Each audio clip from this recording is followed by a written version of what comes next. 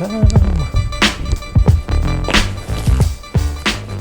Hey guys, it's Sean from SeanMojo.com, and today I want to talk to you a little bit about the rule of thirds.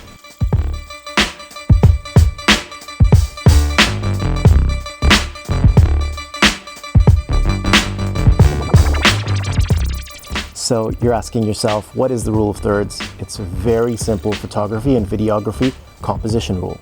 To achieve the rule of thirds, it's fairly easy. What you want to do is place your subject on the left or right third line. You can also place your subject on one of the third points of your frame. Rule of thirds isn't really a rule, it's more of a suggestion.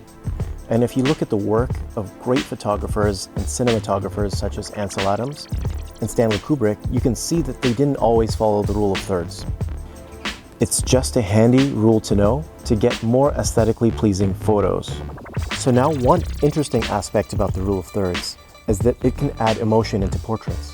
For instance, if I was to turn this way towards the blank 2/3, it shows that I'm looking towards the future or longing for something. Now, if I was to turn my back to the empty 2/3, this will show that I've left something behind. The rule of thirds, it's not new or exclusive to photography and videography. It's been around for centuries. It's been around for millennia. You know, you can see it through ancient architecture and culture and arts.